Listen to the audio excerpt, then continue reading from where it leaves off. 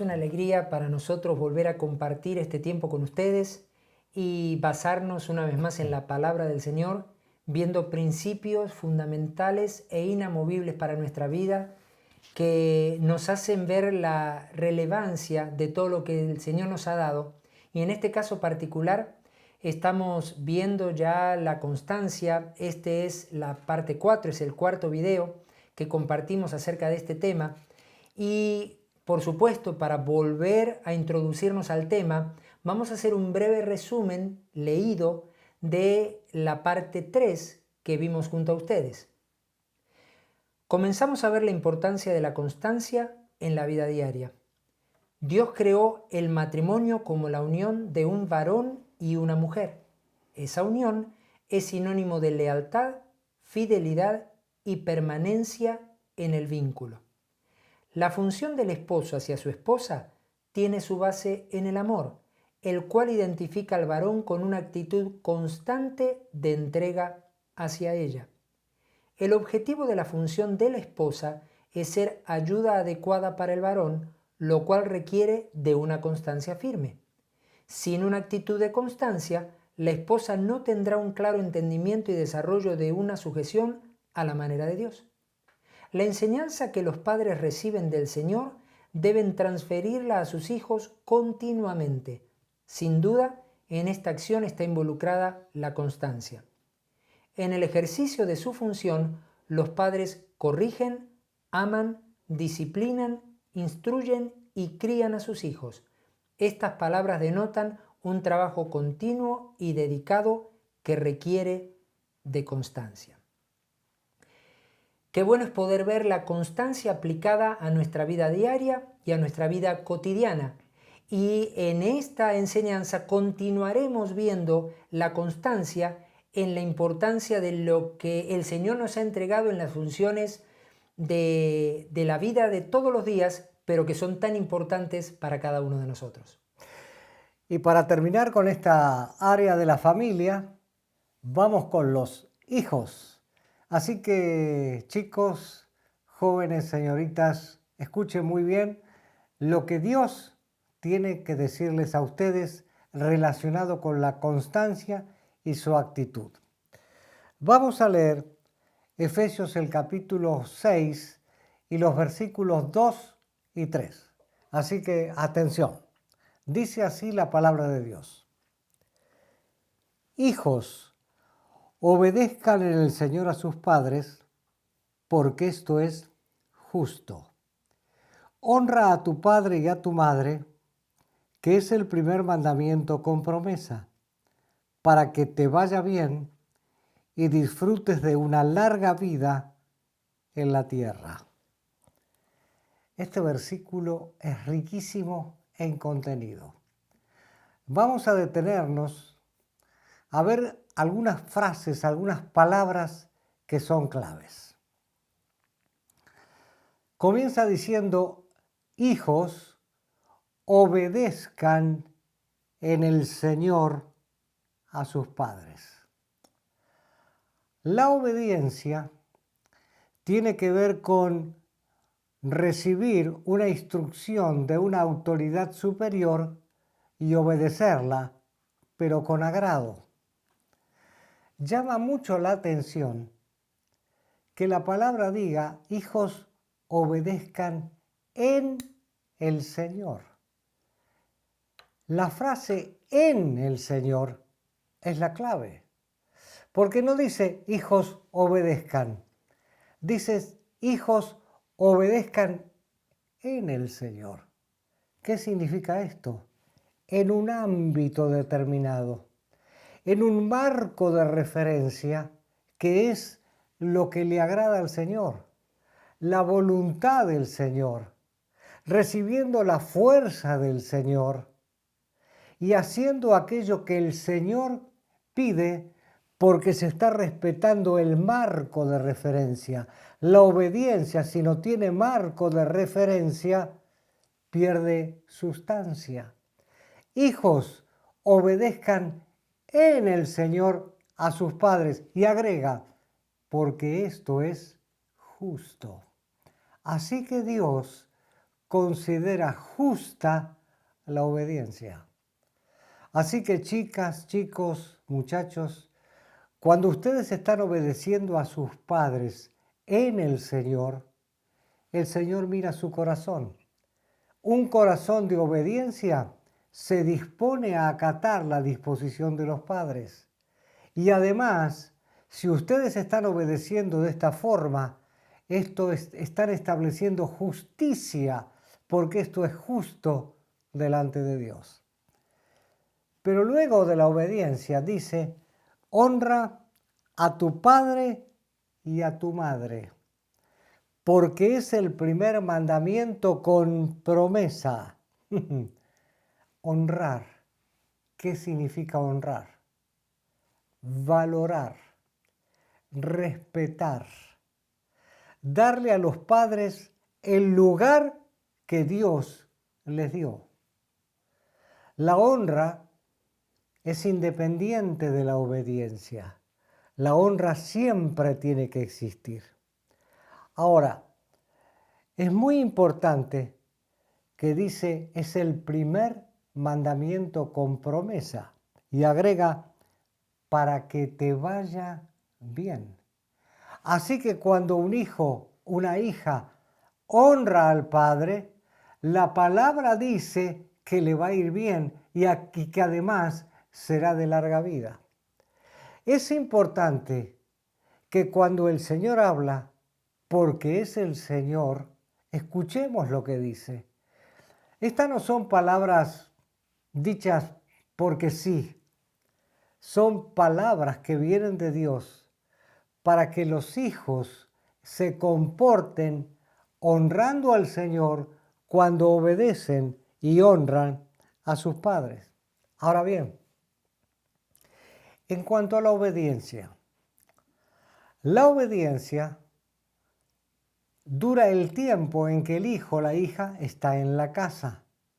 Pero luego que el hijo o la hija se casan, o a lo mejor se va a vivir a otro lugar, ahí la obediencia cambia de manera, cambia de forma. La honra es para toda la vida. Tomen en cuenta esto, chicas, muchachos, chicos más chicos. Dios honra a los que le honran. Y si ustedes obedecen y honran a sus padres, tendrán la aprobación de Dios y les irá bien. Dios lo dice, no es una promesa en vano. Dios dice que lo honren. Y el soporte de la obediencia y la honra es la constancia, que es el tema del cual estamos hablando. Siempre pienso cuando leo acerca de la honra a los padres, que el Señor muestra esa instrucción para nuestras vidas sin agregar nada. Lo que quiero decir es, no dice honra a tu padre y a tu madre si ha hecho un buen trabajo contigo. Sí. Honra a tu padre y a tu madre si has visto que has sido fiel. Porque en realidad, como lo decía, la honra es aprender a darle el lugar que Dios decidió darle a nuestros padres, independientemente de que hayan tenido errores o que hayan hecho cosas mal.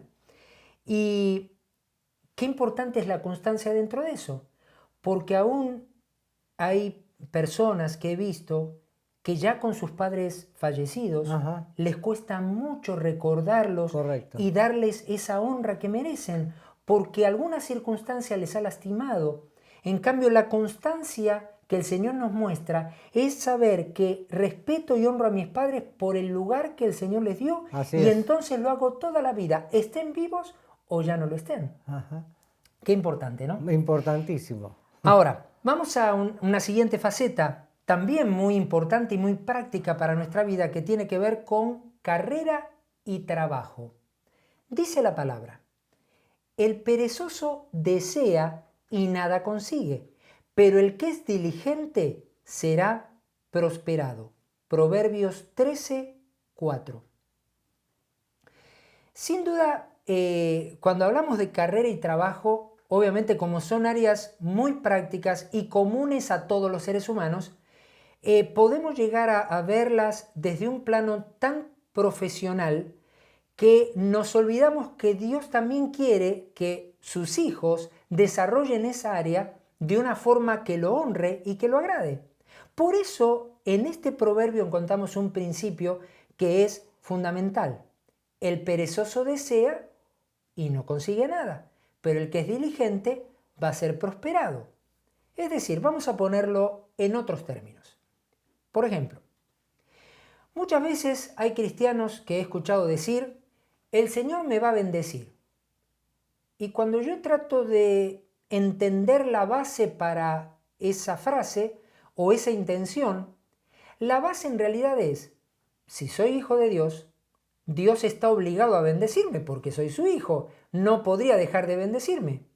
Y yo me pregunto, pero ¿a Dios no le importa para nada mi actitud y simplemente me va a bendecir de cualquier forma y de cualquier manera? ¿Cuál es la base realmente para ver la sobrenaturalidad del Señor en nuestras vidas y su prosperidad derramada sobre nosotros? Según lo que dice el versículo, es que seamos diligentes. Eso es sinónimo de ser atentos, dedicados y esforzados en lo que hacemos. Pero ¿cómo empieza el versículo? Hablando del perezoso. La característica de la pereza, ¿saben lo que demuestra? Que esa persona es negligente, que es descuidada y aun que es floja en lo que debe o necesita hacer. Por lo tanto, el versículo dice que el perezoso no consigue nada. Quiere decir que esa persona está demostrando ser inconstante en la vida diaria en lo que le corresponde hacer. Por lo tanto, Dios no puede comprometerse en prosperar a quien no se esfuerza, ya sea en su carrera o en su trabajo. Déjeme también llevarlo esto a otros planos, hablando prácticamente. Hay creyentes jóvenes que no son constantes en sus estudios, por ejemplo, y no quieren pagar el precio de estudiar una carrera y de llegar a obtener un título. Y pareciera que en el momento que toman esa decisión no ocurriera nada, pero los años pasan. Y cuando ya empiezan a buscar trabajo, se dan cuenta que muchas puertas se les cierran. ¿Por qué? Porque hay lugares y hay posiciones y hay áreas de trabajo que están destinadas para personas que estudiaron una carrera y obtuvieron un título, que tienen el conocimiento necesario para llenar esa función. Hay otro tipo de creyentes que nunca están a gusto en ningún trabajo y siempre tienen alguna excusa para renunciar, para quejarse y para cambiar de empresa. Cada vez que se sienten desmotivados o algo no les parece, se salen de ese lugar y empiezan a conseguir uno nuevo. Suelen decir que no es muy bueno que en un currículum vitae, en un resumen, aparezcan muchísimas empresas en muy poco tiempo, porque eso no habla bien de esa persona. Y justamente las personas que tienen estas características es que se sienten mal por algo e inmediatamente salen corriendo. Prefieren irse y dejar de ser esforzados en el lugar de trabajo. ¿Qué están demostrando? Que no tienen continuidad, que no tienen persistencia, es decir, no hay constancia en el lugar de trabajo para ser fieles y para ser esforzados y dedicados en lo que Dios les puso en las manos para hacer. Obviamente, ni hablar de que la empresa para la cual están trabajando los considere para un mejor salario o una mejor posición. Porque nunca lo van a considerar sabiendo que esa persona en cualquier momento tira la toalla y decide irse.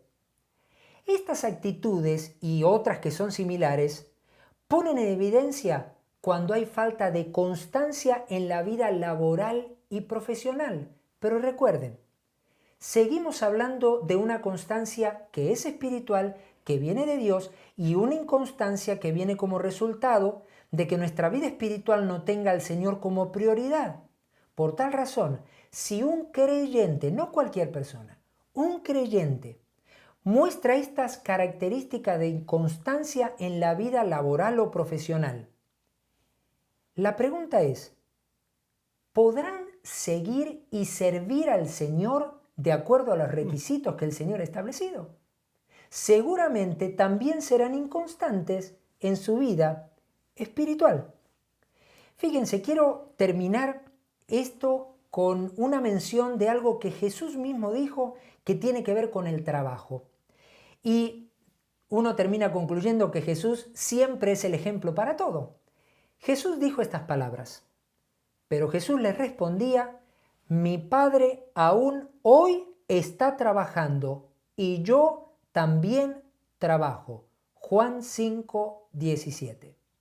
Sin lugar a dudas, Jesús valoraba el trabajo, era dedicado al trabajo y el Padre lo es, porque dijo Jesús, mi Padre aún hoy está trabajando. Quiere decir que el trabajo, lo cual es creación de Dios y es para expresar todo el potencial y las capacidades que el Señor nos ha dado, requiere de constancia para honrar al Señor a través de nuestra vida profesional y laboral.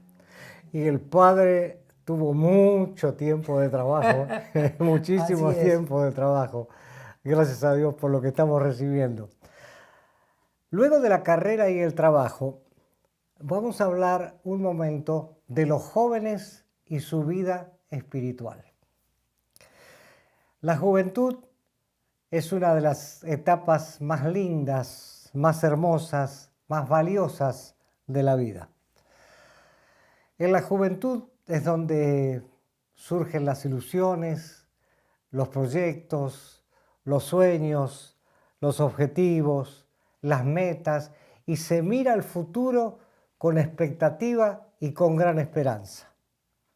Al mismo tiempo, tenemos que reconocer que en la juventud hay distracciones, hay tentaciones que en la mayoría de los casos, si esa etapa el joven o la señorita no está bien parada, puede desviar el propósito de la vida. Ahora, para un joven cristiano, cada decisión que toma tiene que tener al Señor como base de sustento de esas decisiones que toma. Sin lugar a duda, el hecho de poner al Señor en primer lugar va a ser indispensable. Ya hemos mencionado esto en varias ocasiones y lo seguiremos mencionando. ¿Por qué? Porque en este caso de los jóvenes, en la juventud comienza a desarrollarse la constancia a nivel espiritual. Si un joven, si una señorita comienza a desarrollar una vida espiritual sana, de comunión con el Señor, de amor a sus hermanos, de servicio en la congregación, será la base de sustentación para un matrimonio, para una familia sólida. No hay nada peor que alterar factores de importancia en la vida. ¿Qué quiero decir con esto? Un joven puede tener una carrera excelente y ser un profesional excelente. Puede tener un trabajo extraordinario, pero si no tiene vida espiritual, ahí hay algo que está fallando. ¿Por qué? Porque la carrera, la profesión y el trabajo no son la base de lo que a Dios le agrada. Pero cuando hay vida espiritual, de amor prioritario al Señor, de desarrollo espiritual, tanto la carrera como el trabajo vienen como resultado de haber puesto al Señor en primer lugar. Jóvenes, busquen el reino, busquen al Señor en primer lugar. No digo que no estudien, no digo que no trabajen, no digo que no procuren. Lo que estamos diciendo es, hay orden de prioridad. La vida espiritual es requisito indispensable para que todo lo demás se ordene y honre al Señor y el Señor prospere. Ahora, jóvenes, ¿quieren saber ustedes, a los ojos del Señor, cómo es un joven ideal? La palabra lo expresa, entre otros versículos, y dice así: les he escrito, jóvenes, porque ustedes son fuertes, tienen la palabra de Dios arraigada en sus corazones y han vencido al maligno. Primera Juan 2:14. El apóstol Juan dice, les he escrito jóvenes. En esta misma carta también habla de padres, habla de hijitos, y cuando nos metemos un momentito en la palabra jóvenes, haciendo un estudio un poquito más profundo, uno se da cuenta que la palabra jóvenes puede abarcar tanto a aquellos recién convertidos, son jóvenes en la fe, como a jóvenes de edad. Puede abarcar a ambos. Pero en definitiva, ¿qué es lo importante? Y quédense con esto, jóvenes. Porque tienen la palabra de Dios arraigada en sus corazones y han vencido al maligno. Esta es la clave del éxito en la vida. Si ustedes tienen la palabra de Dios arraigada en ustedes, el maligno está vencido. No encontrará huecos por donde entrar.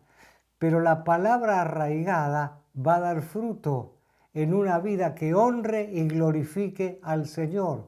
Si la palabra está arraigada, ustedes serán constantes en seguir al Señor, en servir al Señor y ser un modelo para otros jóvenes que van a anhelar esta vida espiritual que ustedes tienen. Qué importante y sobre todo porque la vida espiritual termina siendo la base de todas las decisiones que tomamos, un verdadero entendimiento de la voluntad del Señor para la vida. Y justamente en el último terreno en el que queremos entrar, es un terreno muy importante y un terreno de una decisión fundamental para la vida, y es el noviazgo. Sin duda, una de las decisiones más trascendentes de la vida es el compañero o compañera con quien vamos a formar un hogar para el resto de la vida. Y sé que precisamente los jóvenes son los que más se emocionan cuando llegan este tipo de temas, porque por lo general, no digo que ocurra así en todos los casos, pero por lo general esta decisión se toma en la juventud. Ahora, cuando hablamos de entrar en un noviazgo, en una relación afectiva, muchas cosas, muchos elementos empiezan a conjugarse en la mente y en el corazón de los involucrados. Por ejemplo, hay anhelos en cada una de esas personas, hay gustos de cada quien, hay deseos para lo que será su futuro y para la planeación de su futuro y muchos otros elementos. Y está muy bien. Es normal, sobre todo en los jóvenes, que haya anhelos, deseos, objetivos en la vida, muchas expectativas de lo que vendrá por delante. Y eso es bueno. Sin embargo, ¿qué ocurre a veces? Que todo ese bagaje de cosas personales que se albergan en la mente y en el corazón empiezan a opacar o pueden opacar la guía del Espíritu Santo en una decisión tan importante como ese compañero o esa compañera con la que nos casaremos y viviremos el resto de nuestra vida. Por otra parte, si al momento de tomar una decisión como esta viéramos la relación de noviazgo y la relación del matrimonio futuro como el cumplimiento de nuestros anhelos personales, nos estaríamos olvidando que el Señor tiene un objetivo muchísimo más alto, más elevado y un propósito más grande al formar una pareja que se va a unir en matrimonio. Es decir, el solo pensar en noviazgo y en querer unirme con una persona para casarme debiera hacerme pensar que Dios planeó quién fuera esa persona, pero sobre todo planeó el propósito juntos para hacer un matrimonio que lo honre y que lleve a cabo sus planes. Aquí es donde la etapa del noviazgo juega un papel crucial y lo podríamos llamar como la antesala del tipo de matrimonio que tendremos. Quiero aclarar que seguramente muchos de ustedes saben y han recibido otras enseñanzas, incluso de nosotros, donde hemos explicado que el noviazgo no aparece en la Biblia. La manera en que, por ejemplo, en el pueblo de Israel se casaban era muy diferente a lo que hoy conocemos y al noviazgo que hoy conocemos en la sociedad. Sin embargo, nadie dice tampoco que el noviazgo como tal esté mal o no deba desarrollarse de esa forma. En realidad, el noviazgo puede ser muy valioso si lo sabemos enfrentar e interpretar como un momento donde llegamos a conocernos y a entender que allí se va a confirmar la perfecta voluntad de Dios para nuestras vidas.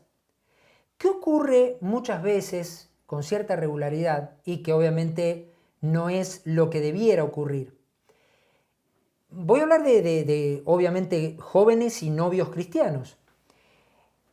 Mientras son novios, muestran tener un claro entendimiento y un compromiso con los planes y los propósitos del Señor para su vida matrimonial. Es decir, uno se sienta a conversar con esa pareja de novios y ellos le podrían decir a uno todo lo que quieren de parte del Señor, cómo lo quieren servir, cómo quieren ser útiles en la iglesia, en el reino, y uno los escucha y dice, wow, tienen el panorama absolutamente claro, van a ser un matrimonio extraordinario.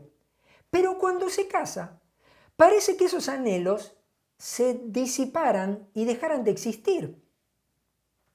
En muchos otros casos, uno puede ver como que esas personas lo tenían claro en su mente, pero no era lo que realmente querían.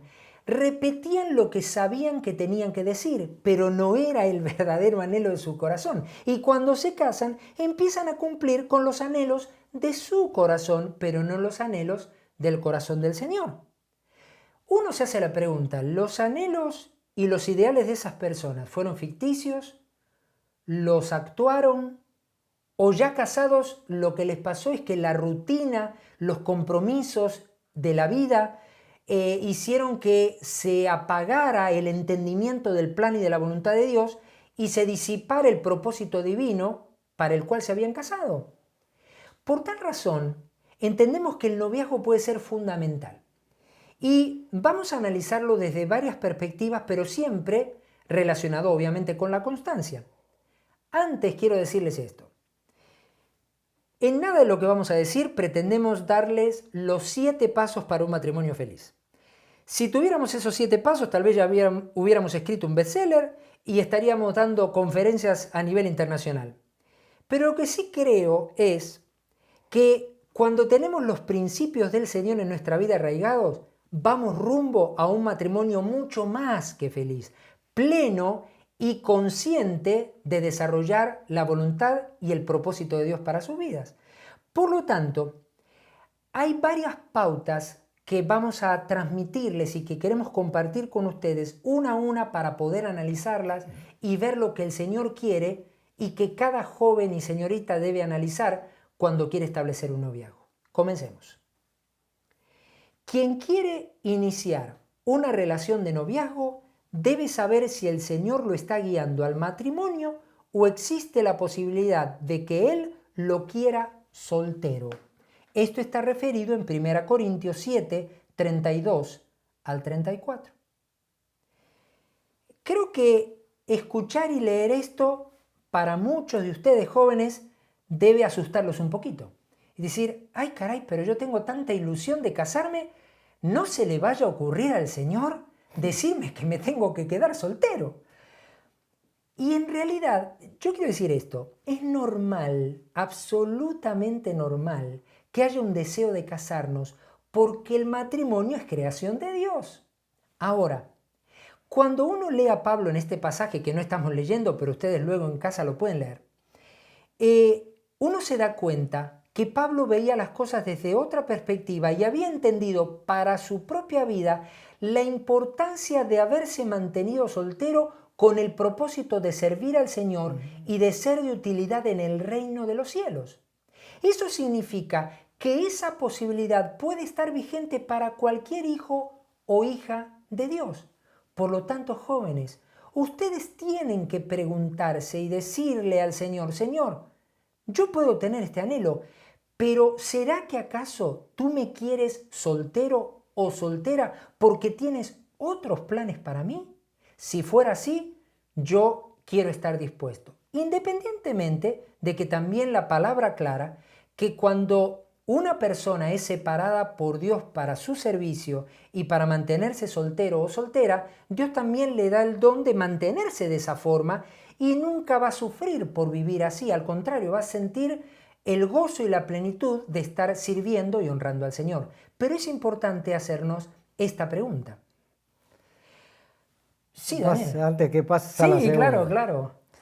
Es importante hablar de esto porque vamos a hacer algo práctico. La palabra soltero significa único, exclusivo, separado, pero todo completo. Quiere decir que si alguien está soltero, tiene todo de parte de Dios. Pero ¿qué es lo que está pasando? A veces pasa. En las iglesias, habitualmente, cuando una chica o un muchacho, y más las chicas, pasan una edad determinada, viene la hermana, no voy a hacer nombre para no hacer alusión a alguien que se sienta aludida, la hermana fulanita, y le empieza a decir, ¿y para cuándo? ¿Te vas a quedar para vestir santos? ¿Y no te parece que...?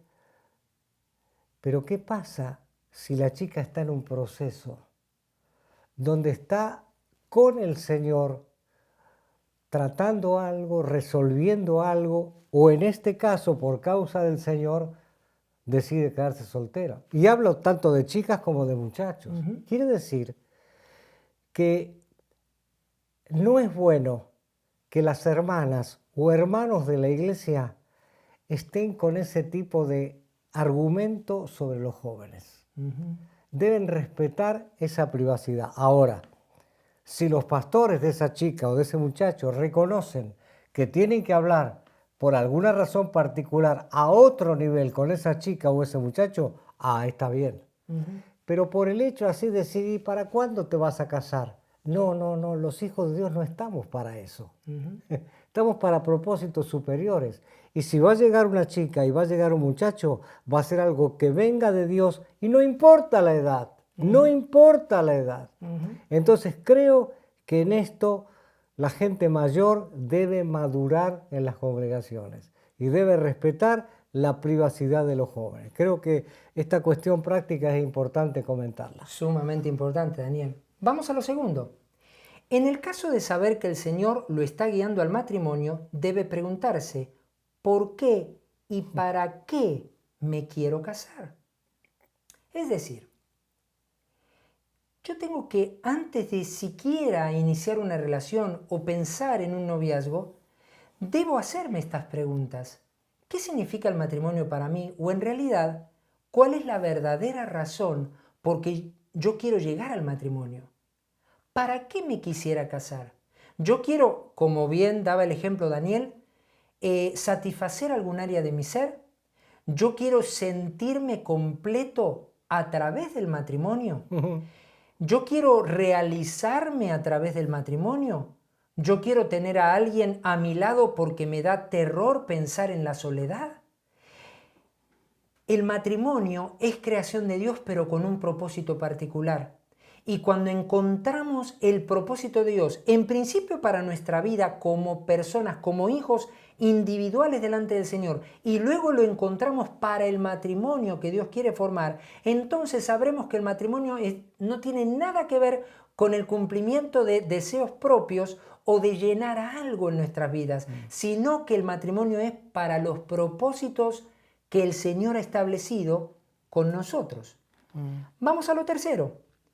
En lo personal, tanto el varón como la chica que quieren iniciar una relación de noviazgo deben responderse si el Señor tiene el primer lugar en su vida y los está dirigiendo por medio del Espíritu. Sumamente importante. Habrán oído que ya más de una vez en esta en el transcurso de estas enseñanzas, hemos hablado del amor prioritario al Señor. Pero justamente cuando llegan estos momentos y estas circunstancias, es cuando el amor prioritario al Señor se pone en juego. Es decir, si hay un verdadero amor por encima de todas las cosas al Señor, yo no voy a tener la intención de establecer una relación de noviazgo porque esa novia o ese novio van a ocupar el número 1 en mi lista. Porque el número 1 ya está ocupado y nadie lo va a ocupar más que el Señor el resto de mi vida.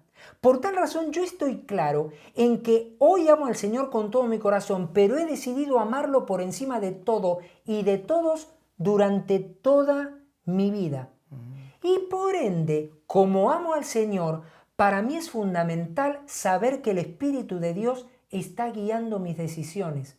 No me muevo por sentimientos, no me muevo por apresuramientos, no me muevo por ideas propias, me muevo por la guía y la dirección del Espíritu Santo a mi vida.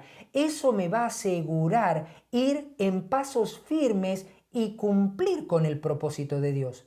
Cuando lo hago por mis méritos, mi esfuerzo o mis deseos, voy a terminar equivocándome y tomar caminos que lamentablemente me van a llevar a destinos que no son de Dios y de los cuales voy a tener que retroceder, arrepentirme y volverme al Señor para que me encamine. En realidad el Señor nos está dando la posibilidad de siempre estar bien encaminados en sus planes cuando sabemos escuchar la voz del Espíritu de Dios. Vamos a la siguiente. Cada uno, también en lo personal, debe analizar cuáles son sus objetivos de vida y si esos objetivos nacieron en Dios. Es decir, para mí el noviazgo tiene que ser una etapa más o un momento más, una circunstancia más en la cual yo vea un objetivo de Dios cumplido en mi vida. Y para que eso sea así, entonces yo tengo que analizar antes del noviazgo qué otros objetivos yo me he planteado en la vida y si esos objetivos los puso el Señor en mí o nacieron de mi propio corazón. Hemos hablado ya a esta altura de varias cosas prácticas y, por ejemplo, en cierto momento, cuando hablábamos antes de carrera y trabajo, etc., un joven debiera preguntarle al Señor, Señor, ¿cuál es la carrera que tú quieres que yo haga? ¿En qué me quieres encaminar? Porque aún en la carrera, en mi profesión, yo quiero servirte y quiero ser de beneficio para el reino y para las personas que me rodeen. Por tal razón, un varón o una mujer que han visto el cumplimiento de la voluntad de Dios en áreas como esa, están esperando que a la hora del noviazgo, que tiene miras a concretar un matrimonio, sea el objetivo de Dios cumplido y no los deseos personales. Así que cada uno debe ser sincero, genuino delante del Señor y preguntarle al Señor, Señor, quiero tener claro que los objetivos que están en mi corazón los pusiste tú. Y si hay un objetivo que no vino de ti, te pido que lo quites y yo mismo me encargaré de arrancarlo de mi corazón. Pero yo solo quiero tus objetivos para mi vida. Vamos a lo siguiente. No deben pensar en el matrimonio como un medio para suplir sus necesidades, ya sean físicas, emocionales, económicas o espirituales. Esto es sumamente importante y tiene mucha relación con la referencia que antes hizo Daniel del verdadero significado de soltero. Un soltero es alguien completo. Y un ser humano, ¿cómo puede ser completo? Pura y exclusivamente con la presencia de Cristo en su vida. Cristo nos hace completos. Cristo nos satisface en todas las áreas de la vida. Por lo tanto, yo no voy a pensar en el matrimonio como un instrumento o un medio en el cual yo quiero suplir alguna necesidad. Es triste ver un varón o una mujer que se casan e internamente están pensando, yo quiero que ella me brinde todo el amor que mi mamá no me brindó. Yo quiero que este varón me ame como mi papá nunca me amó. Me da pena decirlo, pero tu esposo o tu esposa nunca te van a amar como tu papá o tu mamá. En realidad, esa falta de amor que pudiste haber tenido, solo el Señor la puede suplir. Y cuando conoces al Señor íntimamente, esa falencia del pasado queda más que completa por el derramamiento del amor de Dios en nuestra vida. Como este ejemplo, podríamos poner muchísimos más, porque si prestan atención a lo que leímos, las necesidades pueden ser físicas, emocionales, económicas o espirituales. Quiere decir que en algún sentido inclusive podemos estar siendo egoístas a la hora de pensar en el matrimonio solo por beneficio personal, para recibir algo a cambio de tomar la decisión de un matrimonio. Eso puede ser netamente peligroso para nuestra vida. Voy a agregar algo a lo que estás comentando.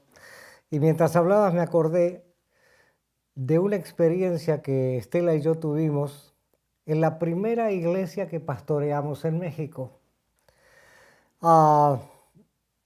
Había una señorita que venía de un hogar disfuncional, muchos problemas, pero ella se puso de novio con un muchacho que casi no tenía nada del Señor. Y le aconsejábamos, le decíamos, y no había caso, porque el asunto era salir de la casa y recibir afecto que no había recibido en la casa. Como se acercaba la fecha de la boda, tanto esta señorita como este joven, que no venía a la congregación, nos piden hablar. ¿Para qué? Y porque llegaba el día de la boda y ¿qué querían? Que yo como pastor predicara en la boda. Entonces comenzamos a hablar y dentro de la conversación el muchacho expresó algo clave.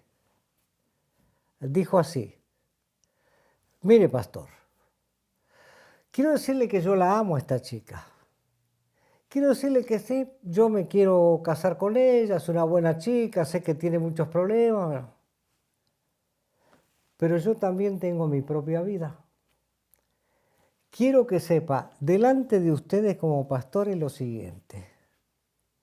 Yo me voy a casar, pero de viernes a domingo yo voy a desaparecer de mi casa porque me quiero ir de juerga con mis amigos. Y entonces yo la miro a la chica y le digo, ¿te das cuenta lo que está diciendo? Y ella llorando dice, sí, pero yo tengo necesidad de él y lo quiero igual y me voy a casar. Se terminó la conversación. Dije, ¿saben qué? No hablemos más, yo no predicaré en su boda y hagan lo que ustedes quieren hacer. Se casaron, a los 6 meses estaban divorciados. Claro. ¿Por qué? Porque necesidades físicas, afectivas, emocionales, no es por eso. Además, esta chica tenía el complemento de que el muchacho no quería saber nada con el Señor. Entonces, el objetivo, ¿cuál es? Para ponerme de novio y luego casarme. Claro. Triste pero real. Vamos a lo siguiente. Durante la relación de noviazgo, cada uno debe ser completamente sincero en todo lo que expresa y anhela, sin intentar agradar al otro o mostrarse más espiritual de lo que es. Esto sé que suena muy práctico y realmente pretendemos que así sea. ¿Por qué razón? Porque a veces los jóvenes cristianos, como saben bastante del vocabulario y manejan un poquito los conceptos de la palabra, entonces a la hora de entrar en una relación de noviazgo, empiezan a hablar en términos muy espirituales y mostrar cuánto conocen al Señor y cuánto aman al Señor, y expresan cosas que no son las que realmente sienten, pero las que saben que la otra persona quiere escuchar. Y eso hace que no haya sinceridad y obviamente que la otra persona se quede con algo que no es real, porque escuchó lo que quería escuchar, pero no nació de un corazón que anhelaba eso que dijo. Ni tampoco mostrarse más espiritual. Yo lo reflejo de esta manera. Como aquel muchacho que se ve en la noche con su novia y le dice, hoy en la madrugada el Señor me levantó a las 3 de la mañana y leí 24 capítulos de la Biblia que impactaron mi vida y estuve orando durante 4 horas seguidas. Gloria a Dios y lo hizo. Me parece extraordinario, pero la realidad es que si hubiera hecho eso hubiera necesitado las 24 horas del día para poder realizarlo. ¿Cuál es el punto? Que ninguna de esas actitudes va a apantallar al otro cuando ya estén casados. Porque a la hora de tener un matrimonio y convivir con la persona, ahí se ve la realidad del amor a Dios, la realidad de la espiritualidad, la realidad de los verdaderos anhelos y lo que queremos lograr en la vida. Por tal razón, si ya estás en una relación de noviazgo, tienes que hablar con un corazón íntegro y decir lo que sientes, lo que quieres, lo que anhelas, lo que el Señor te ha mostrado, pero aún lo que aún te falta superar, aquellas cosas en las cuales ves que el Señor te quiere llevar a un paso más allá, porque eso va a hacer que se afiance una relación que sea genuina y que ambos busquen al Señor para encontrar dirección en todas las áreas y en todos los aspectos. Vamos a lo siguiente. Es imprescindible que, para comenzar una relación de noviazgo, cada uno de los involucrados tenga un grado óptimo de madurez emocional y espiritual. ¿Por qué esto es importante? Porque hay algo que sí muchas veces hemos enseñado y hemos dejado muy claro, que en realidad todo noviazgo debiera ser con miras al matrimonio. Esa idea de un noviazgo para probar a ver qué pasa y a ver cómo nos llevamos no debiera existir en la cabeza de ningún creyente. Pero ¿qué ocurre? Que muchas veces podemos iniciar una relación de noviazgo, pero con muchas falencias, tanto en lo espiritual como en lo emocional. ¿Y qué va a pasar? A la hora de iniciar la relación, vamos a llevar esas carencias con nosotros y las vamos a transmitir a la persona con la cual iniciamos la relación.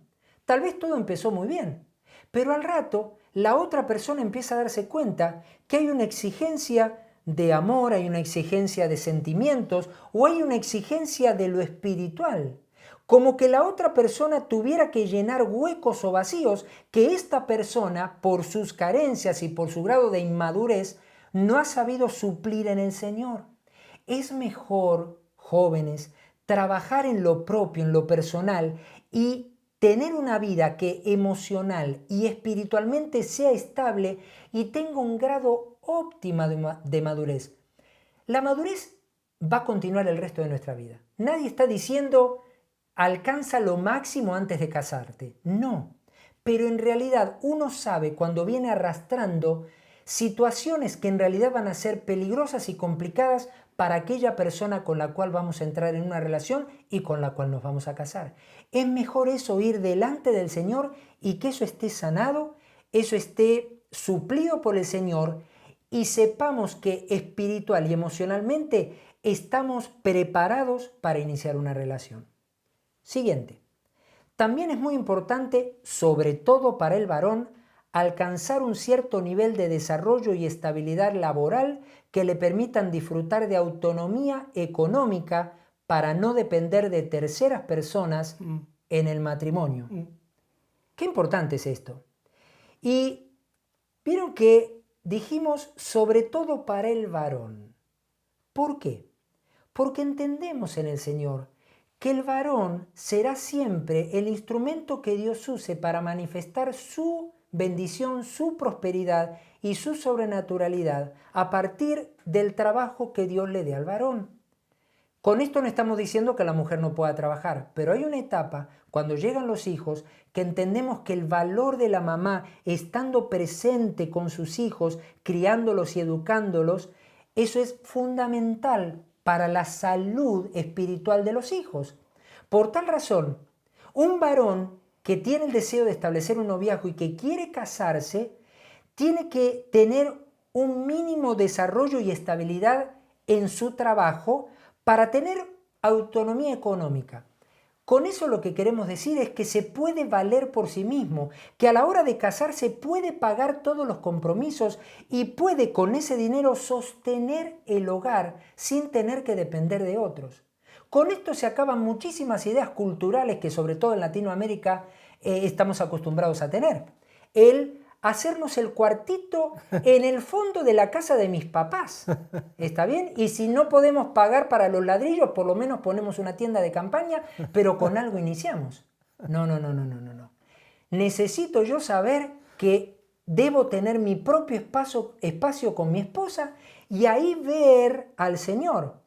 Que haya muchas cosas que no tengamos en un principio es obvio. Creo que todas las parejas podríamos contar muchísimas historias de lo que no tuvimos cuando apenas nos casamos. Pero luego vimos al Señor prosperándonos y dándonos mucho más allá de lo que podríamos haber imaginado. Sin embargo, debe haber una resolución en el corazón del varón de decir, Señor, yo confío en que tú me darás un trabajo y una economía que me permitan ir hacia adelante. ¿Por qué? Porque este matrimonio sé que viene de ti.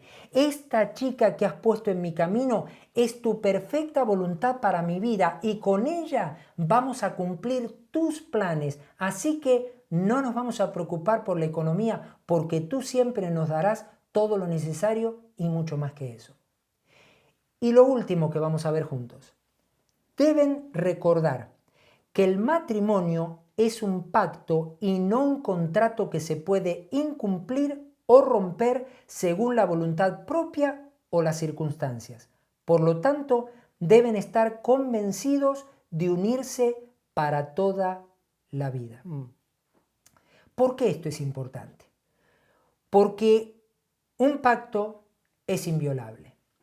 En la enseñanza 1, y ustedes la pueden volver a recordar, Daniel nos explicaba acerca del valor del pacto para Dios, lo que un pacto significa para el Señor.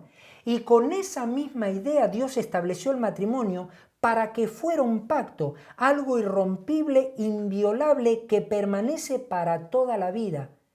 ¿Qué es lo que vemos hoy?